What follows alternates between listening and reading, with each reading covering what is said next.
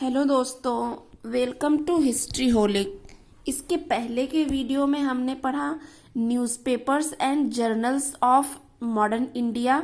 वो newspapers and journals जो कि 1885 के पहले के थे, और वो न्यूज़पेपर एंड जर्नल्स जो कि 1885 यानी कि फाउंडेशन ऑफ कांग्रेस के बाद के थे टिल 1947। ठीक है, उसके बाद की सीरीज में हमने देखा गवर्नर ऑफ बंगाल और फिर governor general of Bengal, and then हमने देखा गवर्नर जनरल ऑफ इंडिया, और अभी हम पढ़ रहे हैं वायसरायस के बारे में। ठीक है, तो ये जो वीडियो है ये हमारा होने वाला है इंडिया के वायसराय यानी कि लॉर्ड रीडिंग और लॉर्ड इरविन के बारे में। ठीक है, तो अभी हम स्टार्ट करेंगे कहाँ से? लॉर्ड रीडिंग से। लॉर्ड रीडिंग जिनका टाइम पीरियड है 1921 से लेकर के 26 तक। ठीक है, 1926 तक, 1921 से लेके 1926 तक। ठीक है, तो 1921 इनके टाइम पे सबसे पहली चीज क्या हुई थी?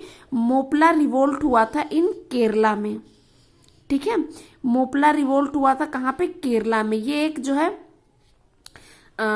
मतलब कि रिलीजियस रिवोल्ट भी था, पीजेंट रिवोल्ट भी था, यानी कि मिक्स था, रिलीजियस प्लस जो है पीजेंट रिवोल्ट। ठीक है, ये सब जब हम रिवोल्ट्स देखेंगे है ना, जैसे 3 टाइप के होते थे। एक प्योर जो है पीजेंट रिवोल्ट थे, एक ट्राइबल रिवोल्ट थे, और एक क्या थे कि जो है पीजेंट्स और रिलीजियस रिवोल्ट्स मिक्स थे।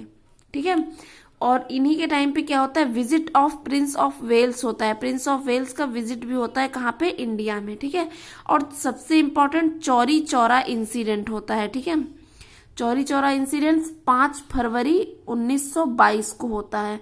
ठीक है, और इसी के बाद नॉन कॉपरेशन मूवमेंट को गांधी जी विड्रॉ कर देते हैं। चौरी चौरा मूवमेंट होता है 5 फरवरी 1922 को गोरखपुर में, और इसी के बाद विड्रॉल हो जाता है किसका? नॉन कॉपरेशन मूवमेंट जो चल रहा था 1920 से स्टार्ट हुआ था, उसका विड्रॉल हो जाता है। ठीक है, एक होता है रविंद्रनाथ टैगोर फाउंडेशन करते हैं किसका? विश्व भारती यूनिवर्सिटी का। ठीक है, जैसे बनारस हिंदू यूनिवर्सिटी का फाउंडेशन किया था मदन मोहन मालवीय ने, उसी तरह विश्व भारती यूनिवर्सिटी का फाउंडेशन कौन करता है? Rabindranath Tagore. And Swaraj party, Swaraj party का फाउंडेशन कौन करता है? CR दास। ठीक है, देश बंधु इनका टाइटल था CR दास का। ठीक है, तो CR दास और मोतीलाल नेहरू दिसंबर 1922 में ये लोग किसकी? स्वराज पार्टी का क्या करते हैं? फाउंडेशन करते हैं। उसके बाद 9 अगस्त 1925 को क्या होता है? काकोरी इंसिडेंट होता है। ठीक है, काकोरी इंसिडेंट कब होता है? 9 अगस्त 1925 को। एंड इसके बाद राष्ट्रीय स्वयं सेवक संघ यानी कि RSS का फाउंडेशन किसके द्वारा होता है? KB हेगड़ेवार के द्वारा। ठीक है, KB हेगड़ेवार के द्वारा RSS का फाउंडेशन किया जाता है। कब किया जाता है? 1925 में नागपुर में। ठीक है, KB हेगड़ेवार के द्वारा। ठीक, अब हम नेक्स्ट वायसराय देखते हैं किसके बारे में? लॉर्ड इरविन के बारे में। अभी कुछ और चीजें थोड़ी बची हैं इनके बारे में। तो अगला क्या है कि इनके समय पे क्या हुआ था कि जो ICS का एग्जाम था, ठीक है, 1923 से वो साइमल्टेनियसली दोनों जगह पे हेल्ड होने लगा था, यानी कि इंग्लैंड में भी इंडिया में भी दोनों जगह पे हेल्ड होने लगा था। पहले क्या होता था कि सिर्फ इंग्लैंड में होता था, फिर ये हो गया कि चलो 1 साल इंग्लैंड में होगा, 1 साल इंडिया में होगा। अब क्या होगा? साइमल्टेनियसली 1 साल, मतलब कि 1 साल साथ ही साथ में 1 साल उसी से, मतलब कि इंडिया में भी होता था और लंदन में भी होता था। ठीक है, एग्जाम कब से? 1923 से ICS का एग्जाम। ठीक है, और क्या हुआ था? Beginning of Indianisation of the officers cadre of Indian army. Indian army का जो ऑफिसर कैडर होता था वो जनरली पहले सिर्फ और सिर्फ ब्रिटिशर्स के लिए ही होता था, यानी कि जो ऑफिसर रैंक की पोस्ट होती थी उस पे सिर्फ ब्रिटिशर्स होते थे। लेकिन इनके टाइम से इंडियनाइजेशन होने लगा इंडियन आर्मी में। जो ऊंची पोस्ट थी ना, ऊंची पोस्ट की सर्विसेज थी, उसमें भी इंडियनाइजेशन होने लगा, यानी कि इंडियन पीपल भी अब उस बड़ी बड़ी ऊंची ऊंची पोस्ट पे जाने लगे थे। ठीक है, और क्या हुआ, foundation of communist party, communist का पार्टी का फाउंडेशन किसने किया था, मानवेंद्र नाथ ने। इन इंडिया ऑफ इंडिया में कितना, कब किया था, 1925 में। ठीक है, मानवेंद्र नाथ। उसके बाद फिर हम आते हैं नेक्स्ट लॉर्ड इरविन पे।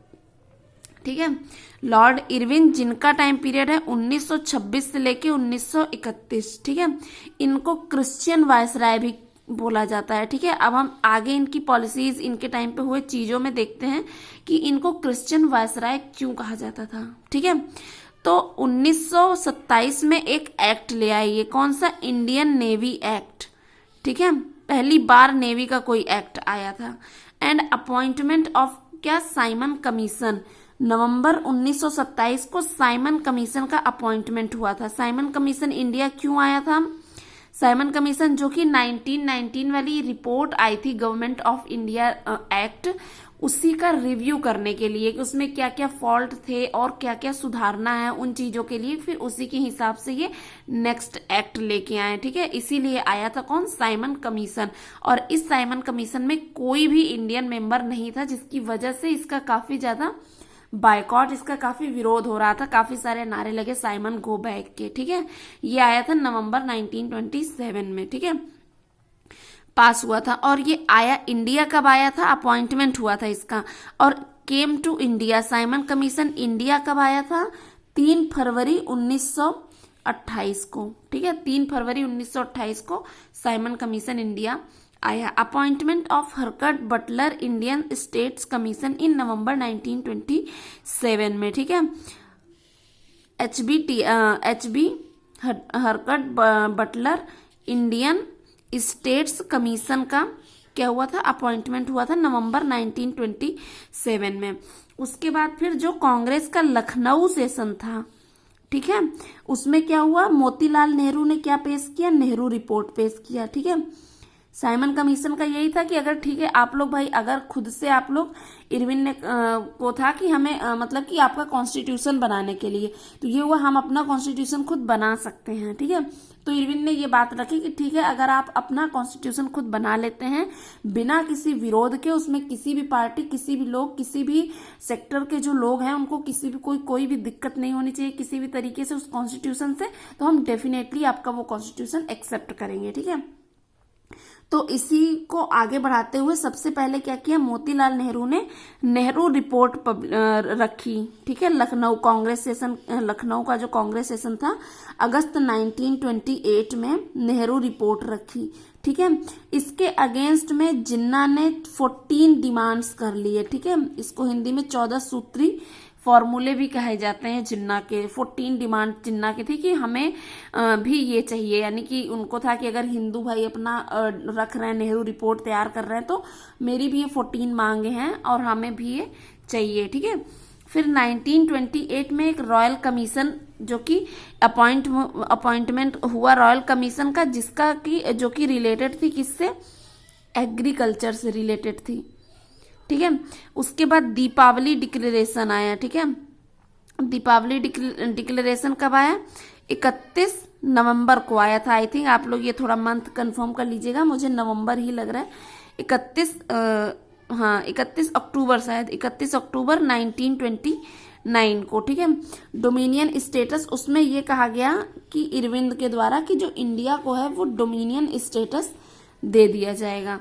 ठीक है, डोमिनियन स्टेटस यानी कि आप जो है खुद के लिए अपना, बहुत ज्यादा तो नहीं लेकिन आपके ऊपर एक अथॉरिटी रहेगी ब्रिटिश, लेकिन उसके बावजूद आप अपनी कंट्री में अपने मन का एटलीस्ट कुछ रूल रेगुलेशन पॉलिसीज खुद से बना सकते हैं। हालांकि वो फाइनली पास ब्रिटिशर्स ही करेंगे, ब्रिटिश पार्लियामेंट से ही पास होगा, लेकिन फिर भी आप अपना जो है बना सकते हैं, एटलीस्ट अपने मन से अपनी पॉलिसीज, आपको कितना कहाँ खर्च करना है, क्या कैसे, सब देख सकते हैं। तो ये था डोमिनियन स्टेटस। तो इरविन ने दीपावली डिक्लेरेशन में बोला कि 1929 में कि वो डोमिनियन स्टेटस देंगे इंडिया को। ठीक है, इसके बाद फिर मर्डर हो गया किसका, सैंडर्स का। ठीक है, मर्डर हो गया किसका, सैंडर्स का। और वो लोग आए थे, किसको आए थे वो लोग? जॉन स्कॉट को मारने, ठीक है। लेकिन मर कौन जाता है? सैंडर्स। उसके बाद imperial council of agriculture research का फाउंडेशन हुआ इनके टाइम पे, imperial council of agriculture research का, ठीक है। उसके बाद लाहौर इंसिडेंट हुआ, लाहौर इंसिडेंट हुआ, ये हुआ था in against of public safety bill, जो पब्लिक सेफ्टी बिल आया था पंजाब में, लाहौर में, ठीक है, उसके अगेंस्ट में हुआ था क्या? लाहौर इंसिडेंट, ठीक है। उसमें क्या हुआ था कि भगत सिंह और बटुकेश्वर दत्त ने असेंबली में बॉम्ब गिराया था, ठीक है। हालांकि भगत सिंह और बटुकेश्वर दत्त का मतलब किसी जनता को, किसी को हार्म पहुंचाने, किसी का मर्डर करने का बिल्कुल उनका इंटेंशन नहीं था। उन्होंने बस मतलब कि वो जो जज थे, जो ब्रिटिशर्स थे, वो उनकी आवाज सुने और पब्लिक सेफ्टी बिल को वापस लें, बस इसीलिए उन्होंने असेंबली में बॉम्ब गिराया था। लेकिन इस चीज को ब्रिटिशर्स मतलब कि अटेम्प्ट टू मर्डर और ये दुना फलाना ढिमाका दुनिया भर की चीज लेते हुए उन्होंने क्या उसको सजा सुना दी उन दोनों लोगों को, और भगत सिंह और बटुकेश्वर दत्त को क्या हो गई? फांसी की सजा हो गई। और उनको फांसी दी गई कब? 23 मार्च 1931 को, ठीक है। और जज कौन थे इस समय पे? जीसी हिल्टन थे, ठीक है। तो इन दोनों लोगों को फांसी की सजा हो गई थी। इसके बाद फिर आता है 27 फरवरी 1931। 27 फरवरी 1931 को Chandrashekhar Azad Park, Company Garden, Alfred Park जो कि है इलाहाबाद में, तो उसी अल्फ्रेड पार्क में चंद्रशेखर आजाद ने क्या कर लिया था? खुद को गोली मार लिया था, ठीक है। ऐसा कहा जाता है यहाँ, ये मतलब किसी चीज का ये भी विरोध कर रहे थे, और कोई जो है इन्हीं की गैंग का कोई आदमी ब्रिटिशर्स को क्या करता है? सूचना पहुंचा देता है कि यहाँ पे ऐसा ऐसा कुछ हो रहा है, मीटिंग, और उसी गोलीबारी में फिर ये लास्ट में इनके पास एक गोली बचती है और वो गोली ये खुद को मार लेते हैं, चंद्रशेखर आजाद, ठीक है। उसके बाद हंगर स्ट्राइक होता है जतिन दास के द्वारा, ठीक है। हंगर स्ट्राइक बाई जतिन दास, और ये हंगर स्ट्राइक 64 डेज तक चलती है और इसके बाद इनकी डेथ हो जाती है। एंड फिर आता है कांग्रेस का लाहौर सेशन, ठीक है। कांग्रेस का लाहौर सेशन जो कि काफी इंपॉर्टेंट था 1929 में, और ये हुआ था 26 जनवरी, ठीक है, 26 जनवरी 1929। यही जो 26 जनवरी है, यही डेट रखा गया किसके लिए? इंडियन कॉन्स्टिट्यूशन के लिए, ठीक है। कॉन्स्टिट्यूशन 26 नवंबर 1949 को बन गया था, लेकिन ये डेट हमेशा याद रखी जाए 26 जनवरी की, इसलिए इसको 26 जनवरी 1950 को पूरी तरीके से लागू किया गया था इंडियन कॉन्स्टिट्यूशन को। और 26 जनवरी 1929 को क्या हुआ था? पूर्ण स्वराज का रिजोल्यूशन लिया गया था कि अब हमें ना डोमिनियन स्टेटस चाहिए, ना ही कुछ भी नहीं चाहिए, अब हमें पूर्ण स्वराज चाहिए, आजादी चाहिए, बस, ठीक है। तो launching of civil disobedience movement, civil disobedience movement launch हुआ था गांधी के द्वारा। कब हुआ था? डांडी मार्च उन्होंने स्टार्ट किया था 12 मार्च 1930, और इसी डांडी मार्च के साथ क्या हुआ था? जो सिविल डिसओबीडियंस मूवमेंट था गांधी जी का, वो स्टार्ट हो गया था, ठीक है। 5 मार्च 1931 को क्या हुआ था? गांधी इरविन पैक्ट हुआ था, ठीक है।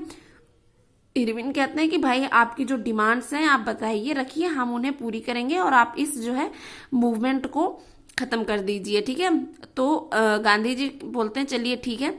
तो गांधी इरविन पैक्ट होता है, उसमें बहुत सारी बातें रहती हैं, कुछ डिमांड्स रहते हैं जो गांधी जी के माने जाते हैं, कुछ डिमांड्स रहते हैं जो इरविन नहीं एक्सेप्ट करते हैं। उसी में एक बहुत ही ज्यादा विवादित चीज है भगत सिंह की फांसी, ठीक है। बहुत लोगों का मानना है कि गांधी जी भगत सिंह की फांसी को रुकवा सकते थे, पर वो नहीं रुकवाए।